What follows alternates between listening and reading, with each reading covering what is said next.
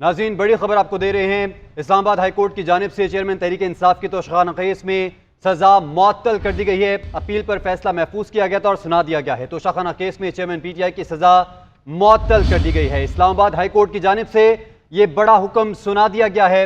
ये फैसला जो कि महफूज किया गया था, आज 11 बजे का वक्त मुकर्रर किया गया था और अब ये फैसला सुना दिया गया है। तोशाखाना केस में चेयरमैन PTI की सज़ा मुअत्तली की दरख्वास्त पर फैसला सुना दिया गया है। तोशाखाना केस में चेयरमैन PTI की सज़ा मुअत्तल करार दे दी गई है। सज़ा को मुअत्तल कर दिया गया है। इससे पहले इलेक्शन कमीशन के वकील अमजद परवेज़ की जानिब से भी दलाइल दिए गए, जबकि चेयरमैन PTI की जानिब से लतीफ़ खोसा की जानिब से दलाइल पेश किए गए। उनकी जानिब से जो मुकालमा किया गया मुअज़्ज़ज़ जज साहिबान की जानिब से 2 रुकनी बेंच पर यह मुश्तमिल है, जज से मुकालमा भी हुआ। बात करेंगे इदरीस अब्बासी से। इदरीस, ये बताइएगा, सज़ा मुअत्तल कर दी गई है, तफसीली फैसला कब तक जारी किया जाएगा?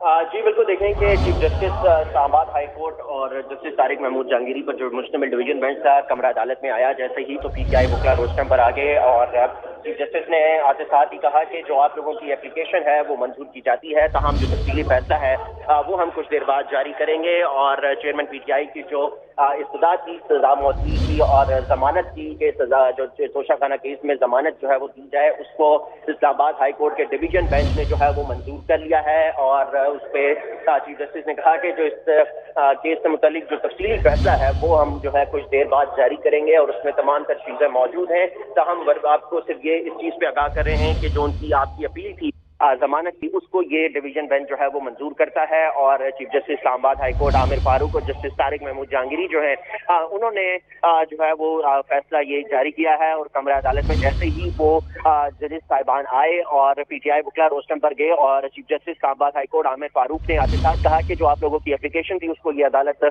ये बेंच जो है वो मंजूर करता है और जो इससे मुताल्लिक जो तफसीली फैसला है वो कुछ देर बाद जो है वो हम जारी करेंगे। जी इदरीस, ये बताइएगा, इससे पहले जब समाअत हुई तो लतीफ़ खोसा की जानिब से नवाज शरीफ की सज़ा की मुअत्तली का जो फैसला बरकरार रखा गया था उसका हवाला दिया गया था मुअज़्ज़ज़ जज साहिबान की जानिब से उनके सामने, तो उस पर जज साहिबान की जानिब से क्या रिमार्क सामने आए थे?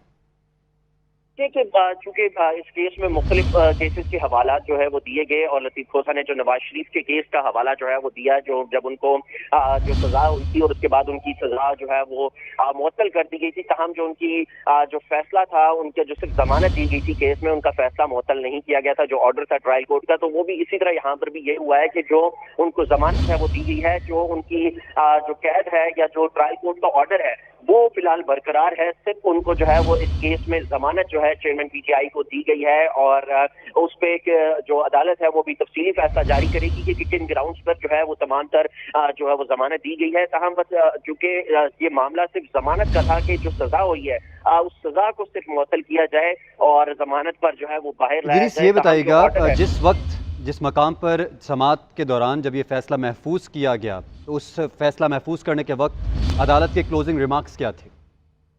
जी देखिए, जब कल ये आखिरी जब रिमार्क्स थे, तो जब कल चूंकि इलेक्शन कमीशन के वकील ने अपने दलाइल दिए और उन्होंने जमानत की मुखालफत भी की और 6 पॉइंट डिस्कस किए गए थे। और जब कल जब ये फैसला महफूज किया गया था तो उस पर अदालत ने जो है वो रिमार्क्स दिए कि जब लतीफ़ खोसा जो है वो एंड पे रोस्टम पर आए, उन्होंने कहा कि इन्होंने भी अपने दलाइल दे दिए हैं, लेकिन हमने आपको मुख्तलिफ वजूहात बताई हैं, हमने आपको कानूनी जो हवाले थे वो भी दिए हैं और मुख्तलिफ माजी के जो ऑर्डर्स हैं उनके भी हवाले दिए हैं कि जमानत किस तरह जो है वो दी जा सकती है। और सबसे अहम पहलू ये था कि लतीफ़ खोसा की जानिब से जो नवाज शरीफ केस का फैसला था, जो हवाला था, उस केस के ऑर्डर का जो है वो हवाला इस्लामाबाद हाई कोर्ट में इस केस में दिया गया था कि नवाज शरीफ के जो है वो उनको भी सजा हुई थी और उनकी जो है वो जमानत किस तरह की गई उसका भी लतीफ़ खोसा ने जो है वो हवाला दिया था। और सबसे जो इस्लामाबाद हाई कोर्ट की जानिब से चेयरमैन PTI को फौरी तौर पर रिहा करने का हुक्म जारी किया गया है, तो अब फौरी रिहाई अमल में लाई जाएगी या फिर तफसीली फैसले का इंतजार किया जाएगा?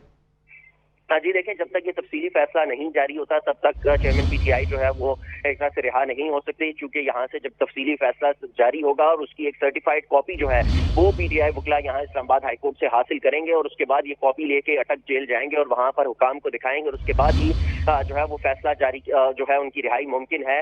और उसके बगैर जो है वो अभी इनकी रिहाई इस तरह मुमकिन नहीं है, क्योंकि तफसीली फैसला जो ऑर्डर इस्लामाबाद हाई कोर्ट जारी करेगा उसकी सर्टिफाइड कॉपी जब PTI वकला हासिल करेंगे वो अटक जेल हुकाम को दी जाएगी और उसके बाद जो है वो चेयरमैन PTI को वहां अटक जेल से रिहाई मिल सकती है। जी। اچھا، جو الیکشن کمیشن ہے اور جو لطیف کھوسہ ہے ان کی جانب سے یہ موقف بھی اپنایا گیا تھا کہ سیشن کورٹ ڈائریکٹ اس اپیل کو سن ہی نہیں سکتی تھی جب دوبارہ کیس سماعت کے لیے سیشن کورٹ کو بھیجا گیا، اور مجسٹریٹ پہلے اس کیس کو دیکھا پھر سیشن کورٹ سنے گا، تو اس پر امجد پرویز کی جانب سے کیا کاؤنٹر آرگومنٹ دیا گیا تھا؟ جی دیکھیں، لطیف کھوسہ نے کہا تھا کہ براہ راست سیشن عدالت اس کیس کو نہیں سن سکتی، یہ پہلے میجسٹریٹ کے پاس جانا تھا، پھر اس کے بعد سیشن عدالت جو ہے وہ اس کیس کو سن سکتی تھی. لیکن امجد پرویز انہوں نے کاؤنٹر آرگومنٹس کیے. انہوں نے کہا کہ یہ معاملہ جو ہے وہ سیشن کورٹ ہی سن سکتی ہے. اگر اس معاملے کو میجسٹریٹ کے تھرو لے کر آ کے سیشن عدالت کے پاس لے کر آنے کا کوئی جواز جو ہے نہیں بنتا، کیونکہ یہ معاملہ براہ راست جو ہے وہ سیشن کورٹ نے ہی سننا ہے، تو اس لیے اس معاملے کو میجسٹریٹ کے پاس لے کے جایا جائے، پھر اس کے بعد میجسٹریٹ جو ہے اس کو سیشن کورٹ کو مارک کرے، تو اس میں کوئی حرج نہیں ہے، کیونکہ یہ سیشن کورٹ نے ہی اس ٹھیک ہے، کیس کو ادریس سننا آتی ہے. رگا میں جوائن کیا ہے سینئر قانون دان اعتزاز احسن صاحب نے. اعتزاز صاحب بہت مشکور ہے آپ کے وقت. اعتزاز صاحب اب اس فیصلے کو کس طرح سے دیکھتے ہیں؟ اور ایک اہم نقطہ یہ ہے کہ رہا کرنے کا تو فوری حکم دے دیا گیا ہے، لیکن جو 5 سال کی نااہلی ہے کیا یہ اس سے منسلک ہے؟ اس سے بھی بری ہو جائیں گے چیئرمین پی ٹی آئی؟ جی وہ بھی معطل ہونی چاہیے، لازمی ہے کہ جب معطل کیا ہے فیصلے کو، سسپینڈ کر دیا ہے، تو وہ بھی جو ہے نااہلی وہ بھی ساتھ ہی جائے گا، سارا فیصلہ ہی معطل ہو جائے گا. اور اس کے ایگزیکٹ الفاظ دیکھنے سے میں کر سکوں گا بات، پر یہ بات ہونا اصولاً یہی چاہیے کہ فیصلے کو اگر سسپینڈ کیا ہے، اور سسپینڈ ہی کیا جانا چاہیے، معطل کیا جانا چاہیے، اس کا کوئی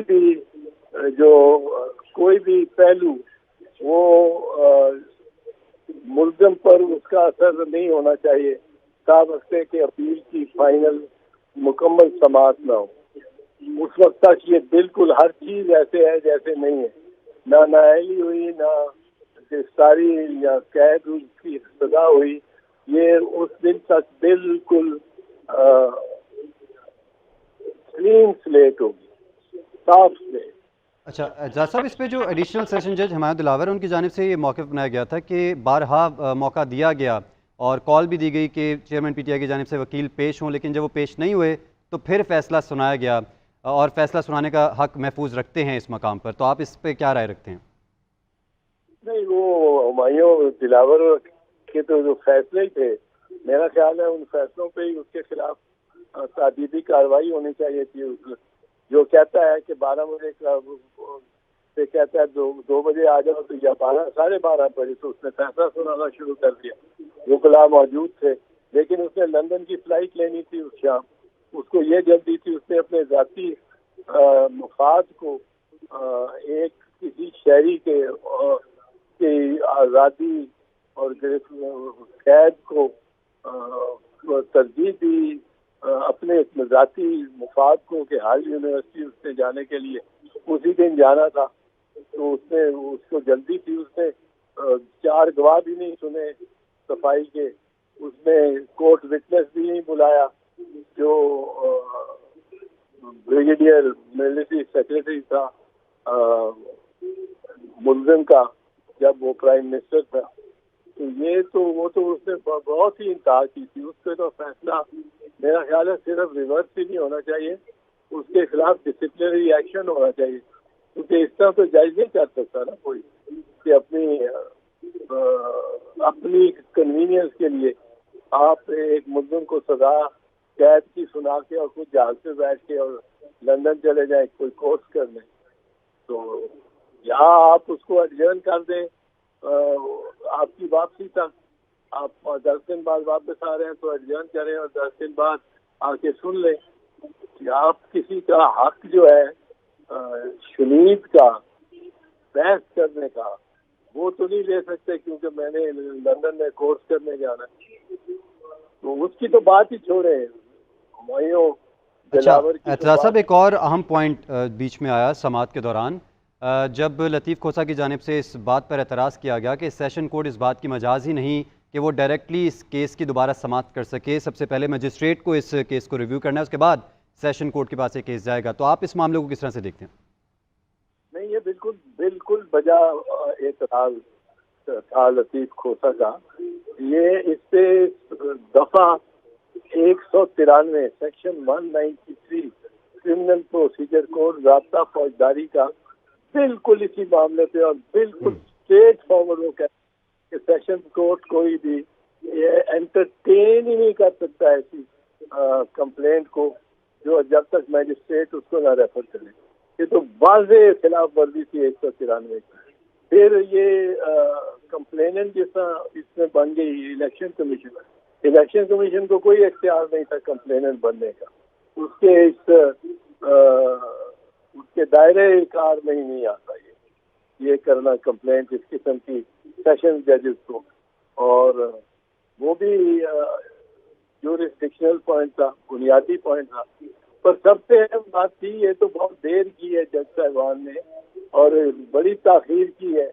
یہ تو پہلے دن 3 سال کی سزا ہو 5 سال کی سزا ہو سپریم کورٹ نے کہ بیسیوں فیصلے دیے ہوئے جیسے کہ شارٹ سینٹنس ہے اس لیے اس کو سسپینڈ کیا جاتا ہے. پہلے ہی دن فائل جب ججز کے سامنے آتی ہے وہ یہ کہتے ہیں کتنا سینٹنس ہے جی 5 سال, چلو اس کو سسپینڈ کیا, اس کو معطل کیا.